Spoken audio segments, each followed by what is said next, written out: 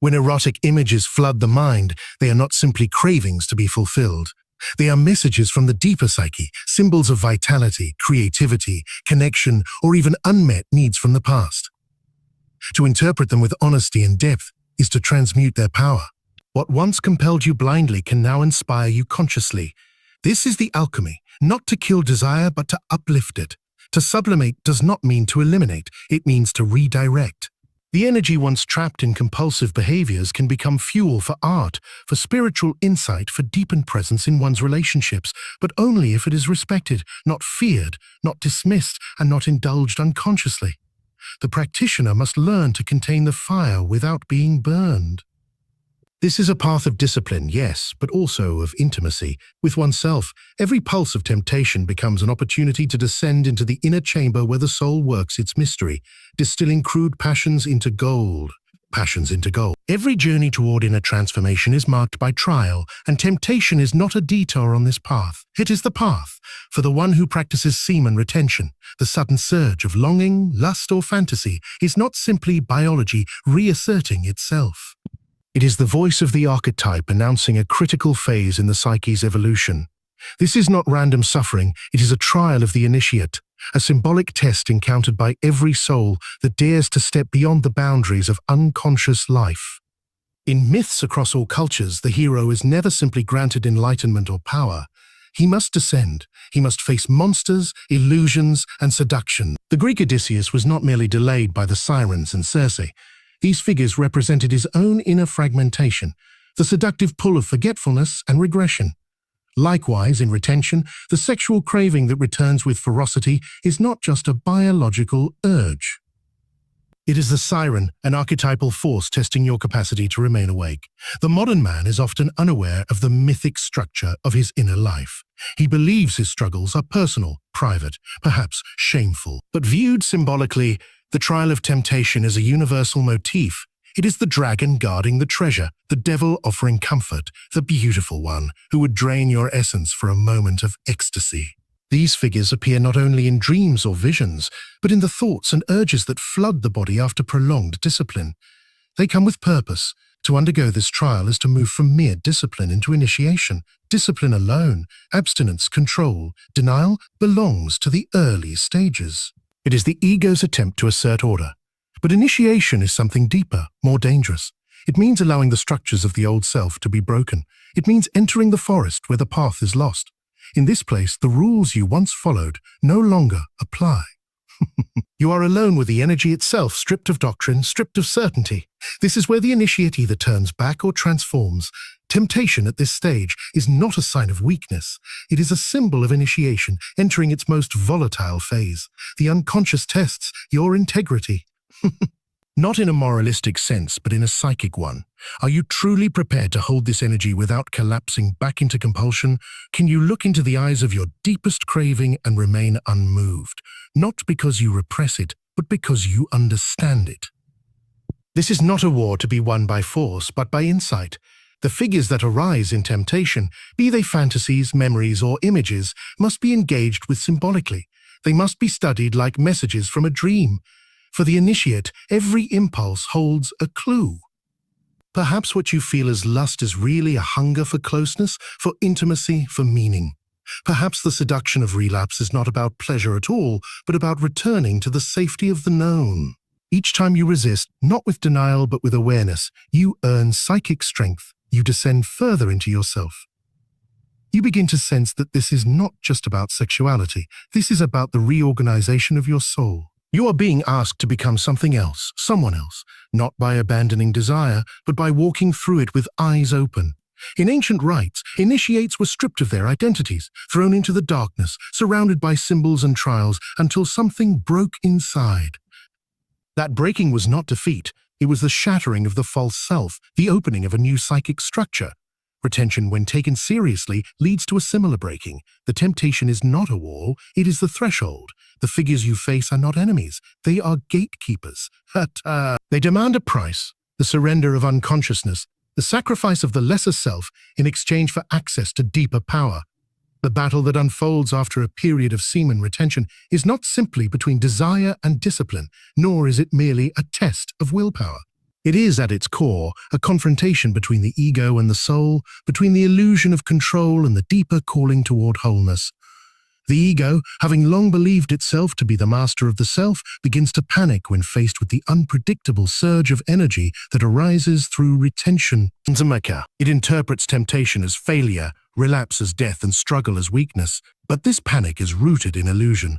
The ego thrives on structure, on the illusion of fixed identity. I am this kind of man. I don't give in. I am in control. These declarations, while often necessary in the early stages of transformation, eventually become prisons.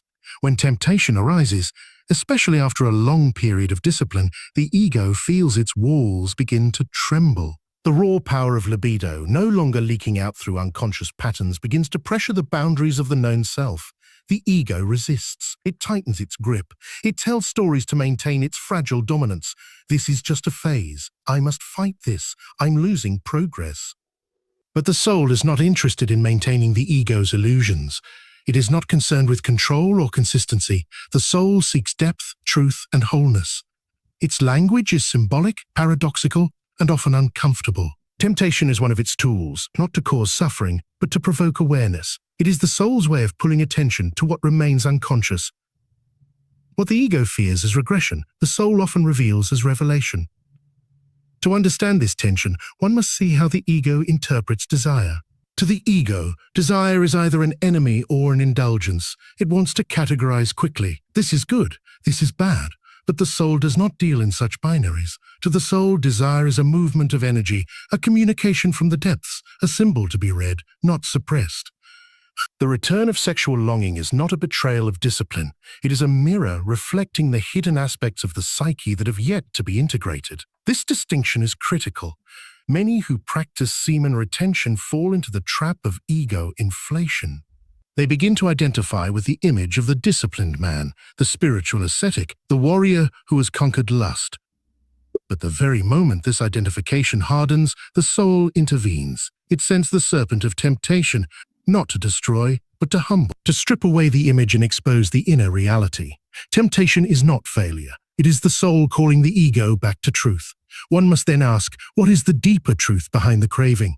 Is it simply lust, or is it a longing for union, with the feminine, with the body, with one's own feelings? Is it a hunger for connection, or a signal that energy has stagnated and seeks new expression? These questions cannot be answered by the ego, for it seeks security, not understanding. Only the soul can guide this inquiry, and it does so through intuition, symbol, and inner silence. The ego desires order, but the soul moves in cycles and spirals. The return of temptation after retention is not a regression. It is a spiral, bringing the practitioner back to familiar ground, but at a new depth. The same impulses arise, but now they ask to be met differently, with presence, not panic, with curiosity, not condemnation. In this process, the ego begins to loosen, not in defeat, but in transformation. It begins to serve the soul rather than oppose it. The practitioner ceases to identify solely with the one who resists desire and begins to identify with the one who listens to it, who learns from it. This shift marks the beginning of inner maturity, not the eradication of sexual energy, but its reintegration into a larger, more authentic self. Sexual energy, or libido in its deeper psychological sense, is not limited to eroticism. It is the very fuel of the psyche, the dynamic force that animates desire, creativity, emotion, imagination, and drive. When one practices semen retention, this energy is no longer being depleted through habitual release. Instead, it begins to accumulate within the system, building psychic pressure. The body becomes more alive, the mind more alert, but along with this vitality comes a kind of restlessness, even agitation. This is where many misunderstand the nature of the energy they are holding. It is not meant to be caged, it is meant to be channeled. Suppression is often confused with discipline. The ego, in its effort to maintain control, often seeks to shut the door on desire entirely. If I simply avoid thinking about sex, one tells oneself, then I will conquer it. But repression does not dissolve energy, it buries it. And what is buried returns, often in distorted forms, sudden compulsions, intrusive thoughts, mood swings, or unconscious behaviors that sabotage the very discipline one tried to protect. This is not failure. It is the psyche trying to restore balance.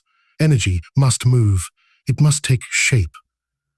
If it is not allowed conscious expression, it will find unconscious outlets. This is why the return of temptation after retention is not only inevitable, but necessary. The temptation is a sign that the energy has reached a critical threshold.